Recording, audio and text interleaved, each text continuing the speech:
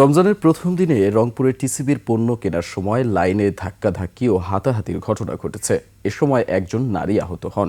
সকালে press club চত্বরে truck সেলের মাধ্যমে পণ্য বিক্রি করার কথা থাকলেও ট্রাক 2 ঘন্টা দেরিতে আসে।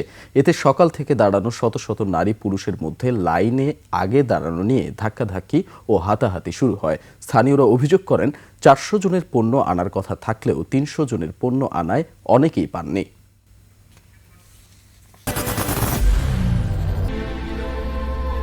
I am Ox.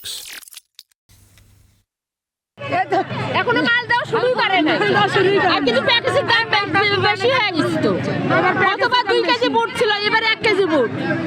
আমরা তো গরিব মানুষ, এখানে আছি টাকা কম করার জন্য তো এখানে আসছি। ভেঙে ডুবি নিচ্ছে, যার এই গ্যাংয়ের মালিক নিচ্ছে আগে 2টা করে ওনার নিচ্ছে, আমরা 1টা করে নিচ্ছি।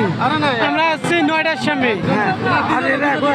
হ্যাঁ, কেউ হেডাম থেকে আগে আসতেছে সামনে।